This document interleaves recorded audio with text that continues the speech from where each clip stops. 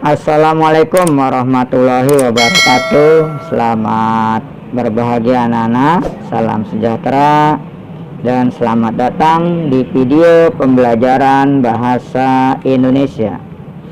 Anak-anakku, para pelajar hebat Indonesia, pada hari ini kita sudah memasuki pelajaran yang kedua di kelas 11 dengan tema teks eksplanasi. Sebelum kalian mempelajari teks eksplanasi, silakan kita berdoa dulu. Berdoa dimulai. Selesai.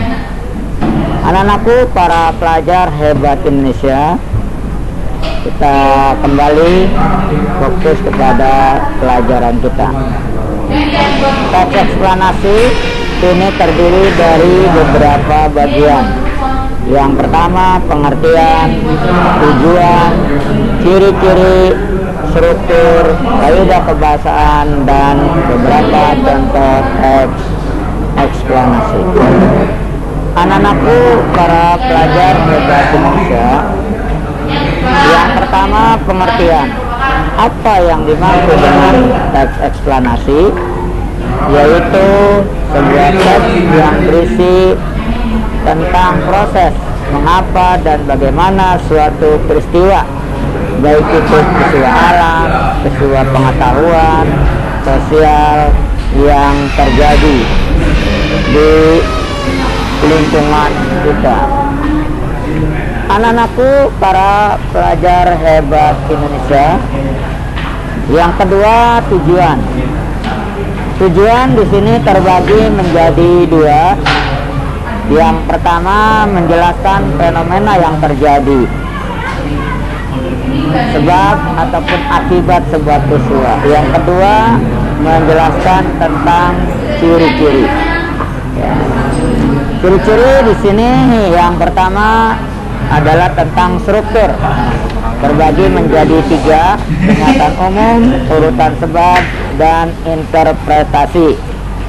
Yang kedua, informasi yang dimuat berdasarkan fakta.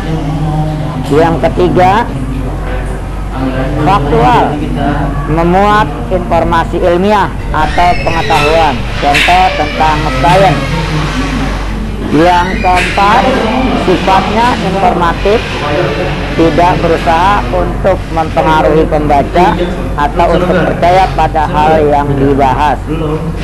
Dan yang kelima atau yang terakhir, memiliki atau menggunakan sekuen marker, yaitu tentang urutan, misalnya 1, 2, 3, pertama, kedua, dan terakhir, dan sebagainya.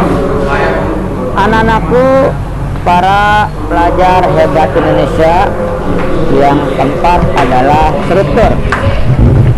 Sebagaimana yang saya sampaikan di awal tadi, bahwa struktur itu terbagi menjadi tiga: pernyataan umum, sebab akibat, dan interpretasi. Pernyataan umum berisi tentang pernyataan mengenai topik atau sesuatu hal yang akan dijelaskan mengenai peristiwa yang terjadi. Yang kedua, sebab akibat berisi mengenai detail penjelasan proses terjadinya yang disajikan secara urut atau secara runtut, bisa saja secara sistematis. Dan yang ketiga adalah interpretasi, berisi kesimpulan mengenai topik yang telah dijelaskan. Anak-anakku, para pelajar hebat Indonesia, yang kelima adalah kaidah kebahasaan. Pada teks eksplanasi ada beberapa ciri-ciri kebahasaan, ada 6. Yang pertama, fokus pada hal umum, bukan partisipan manusia. Contoh adalah cuaca langit, gempa bumi, gerhana bulan, dan sebagainya.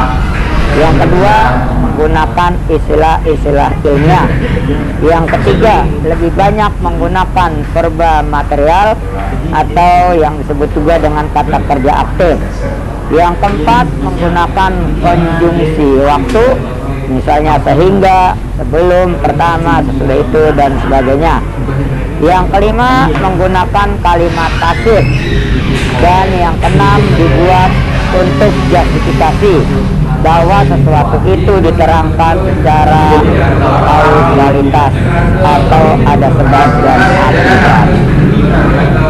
Anak-anakku, para pelajar hebat Indonesia, jadi ada 6 kaidah kebahasaan yang dapat kita lihat pada teks eksplanasi.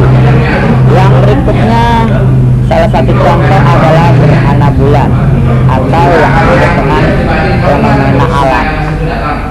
Kita lihat di sini yang pertama adalah pernyataan umum atau yang bersifat pembuka. Di sini menjelaskan tentang pengertian gerhana bulan. Ya, bagaimana gerhana bulan itu terjadi, peristiwa alam itu terjadi. Sering kita jumpai peristiwa-peristiwa itu berdasarkan informasi-informasi. Namun ada beberapa posisi bulan bahwa fenomena alam yang dapat kita sajikan itu, kita bisa ajukan pertanyaan mengapa, kemudian bagaimana suatu peristiwa itu terjadi. Bisa kita lihat melalui informasi searching, kemudian juga pada pelajaran sains ya, misalnya di pelajaran fisika, pelajaran geografi dan sebagainya. Kita bisa melihat bagaimana sebuah peristiwa gerhana bulan itu dapat terjadi. Anak-anakku, para pelajar hebat Indonesia, untuk lebih jelasnya bagian-bagian dari gerhana bulan itu juga bisa kita teliti ya, bahwa posisi bulan, posisi matahari dan juga posisi ini memengaruhi bagaimana adanya suatu gerhana bulan. Oke, yang kedua, deretan penjelas atau berupa isi. Deretan penjelas ini berupa fakta. Ketika terjadi gerhana bulan, maka sebenarnya itu merupakan sebuah penampakan bulan. Ya, ini masih dapat terlihat. Hal ini disebabkan ya karena sinar matahari yang masih terlihat ya, jadi terhalang ya. Jadi sinar matahari yang menuju ke bulan itu terhalang oleh bumi. Jadi posisinya adalah matahari, kemudian bumi, dan posisinya adalah bulan, sehingga sebagian bulan yang dihalangi oleh bumi itu bagiannya menjadi gelap. Baik, yang ketiga, interpretasi atau yang disebut dengan penutup. Ya, di sini kita bisa bayangkan bagaimana sebuah bumi menutupi sebagian atau seluruh penampang bulan. Nah, maka pada saat itulah terjadinya gerhana bulan. Nah, oleh karena itu anak-anakku ya bisa membayangkan bagaimana saat sinar matahari yang menuju bulan dihalangi oleh bumi. Demikian anak-anakku, terima kasih pertemuan kita pada hari ini, dan silakan kalian jawab pertanyaan-pertanyaan di bawah ini. Saya Iri, wassalamualaikum warahmatullahi wabarakatuh.